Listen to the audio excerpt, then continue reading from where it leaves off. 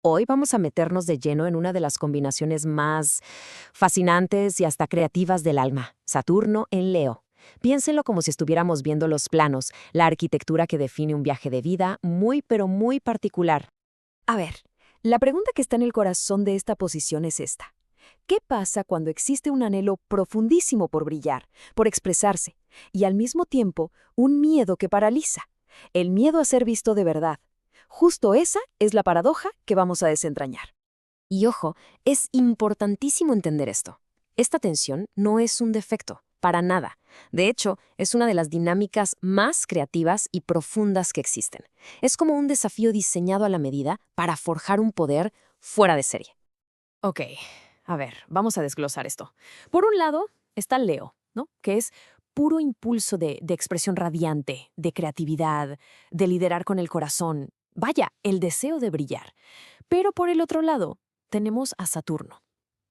Y Saturno es la estructura, sí, la disciplina, pero también es el miedo kármico, el pavor al juicio, el peso de la consecuencia.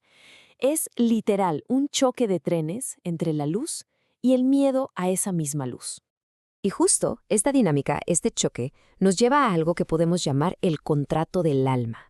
Básicamente, es la gran paradoja que una persona con esta posición viene a resolver a lo largo de toda su vida. Y en el mero centro de ese contrato hay una creencia subconsciente, casi siempre escondida. Es como un susurro muy, muy profundo que dice, si brillo demasiado, me van a tumbar. Si ocupo demasiado espacio, me van a dejar de querer.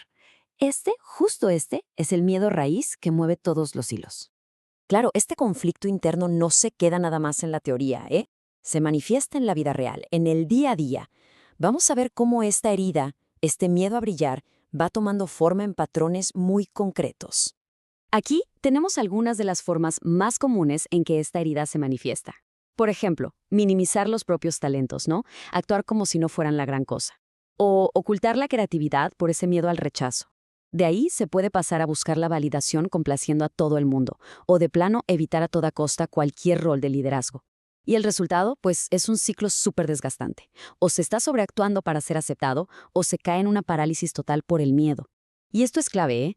No son defectos de carácter, son síntomas de esa herida de la que hablamos.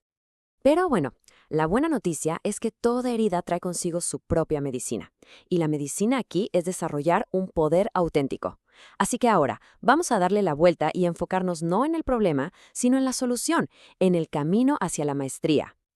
Este camino hacia la maestría se construye paso a pasito, con acciones bien concretas. El primer paso sería expresión sin aplausos, o sea, crear por el simple gusto de hacerlo, no para que te validen. Luego, el segundo paso, darse permiso de ser celebrado, aprender a recibir un elogio, un reconocimiento sin sentir culpa.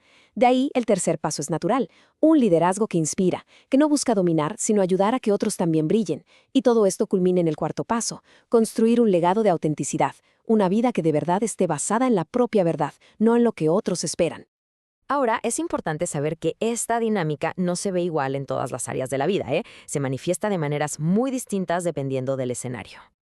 En astrología, a estos escenarios les llamamos las 12 casas. Piénsenlo como las diferentes arenas de la vida, la carrera, la casa, las relaciones, los lugares donde este contrato del alma se actúa. Para que quede súper claro, vamos a enfocarnos en 4 casas que nos muestran dos grandes contrastes, lo público contra lo privado y el yo contra las relaciones con los demás. Miren qué interesante el contraste. En la casa 10, que es la carrera, la imagen pública, ahí aparece el famosísimo síndrome del impostor, unas ganas locas de ser reconocido que chocan con un miedo paralizante a fallar. Pero luego nos vamos a la casa 4, que es el hogar, las raíces, y esa misma energía cambia por completo. Aquí la creatividad se siente bloqueada o se piensa que solo es seguro ser creativo a puerta cerrada donde nadie juzgue. Y aquí va otro ejemplo súper potente, el yo contra las relaciones. En la casa 1, que es sobre la identidad, el quién soy, el conflicto es interno. Se quiere ser magnético, atraer, pero al mismo tiempo hay un miedo terrible a ser demasiado, ¿saben? Y eso puede llevar a ponerse máscaras. Pero luego, en la casa 7, la de las parejas, la dinámica es otra. La tendencia es hacerse chiquito, a apagar la propia luz para no opacar al otro. Y claro, eso termina trayendo relaciones donde no te ven por completo.